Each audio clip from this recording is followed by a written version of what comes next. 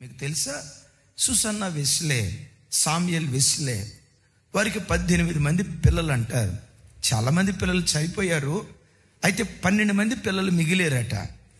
ఆ 12 మంది పిల్లల కొరకు ఆ తల్లి రాత్రి 10ంటికి ప్రార్థన ప్రారంభించేదట. ఒక్కొక్క బిడ్డ దగ్గర గంట సేపు మోకరించేది. దేవా, ఈ బిడ్డను అయ్యా, ఇంగ్లాండ్ దేశం కమ్యూనిస్టు భావజాలాల వైపు వెళ్తుంది, నిన్ను విడిచి నీకు దూరంగా వెళ్ళిపోతుంది. ఈ దేశం అలా వెళ్ళిపోకుండా, ఒకవేళ దేశం వెళ్ళిపోయినా నా పిల్లలు అలా వెళ్ళిపోకుండా నా పిల్లలు నీలో పెంచవని ఒక్కొక్క బిడ్డ దగ్గర అర్ధగంట, గంట, 10ంటికి ప్రార్థన ప్రారంభిస్తే విచిత్రం తెలుసా? తెల్లవారి 4-5 దాకా ఆ ప్రార్థనలోనే గడిపేదట. 5ంటికి ఆ ప్రార్థనలో నుంచి లేచి కిచెన్లోకి వెళ్ళి పిల్లలకి అవన్నీ రెడీ చేస్తూ ఉండేదట. సుసన్న వెస్లే రాత్రి అంతా ప్రార్థనలో గడిపేది అని విన్నారు కదా. మీరు ఎప్పుడైనా మీ పిల్లల కొరకు రాత్రి అంతా ప్రార్థనలో గడిపిన జ్ఞాపకం ఉందా?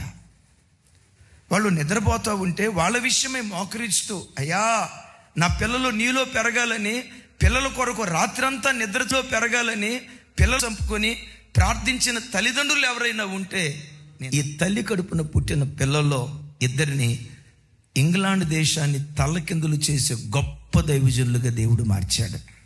వారిలో ఒక అబ్బాయి పేరే వెస్లే, జాన్ వెస్లే. మరొక అబ్బాయి పేరు చార్లెస్ వెస్లే.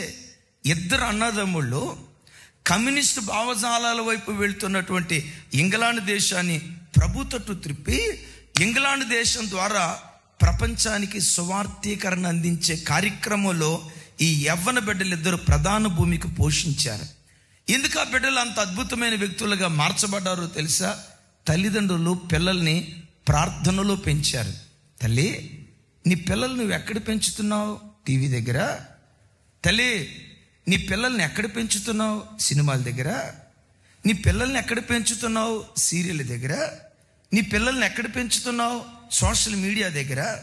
ఎక్కడ పెంచుతున్నావు? అయ్యా, అమ్మా, నా వైపు చూడు. ఒకవేళ ఈ రోజు వరకు మీరు చేయకపోయినా ఈ వాక్యం విని ఈ రాత్రి నుండే మీ పిల్లల కొరకు, మీ పసి పిల్లల ప్రాణం కొరకు భార్యాభర్తలుగా కలిసి ప్రతి దినం ప్రార్థన చేయగలిగితే మీ ఇంటిని ఓ సుసన్న వెస్లే కుటుంబంలాగా దేవుడు దీవించును గాక. మీ ఇంటిని ఆయన నామ ఘనత కొరకు అమరామో యోకెబెదెలు కుటుంబంలాగా దేవుడు దీవించును గాక. గట్టిగా చెప్దాం ఆమేన్.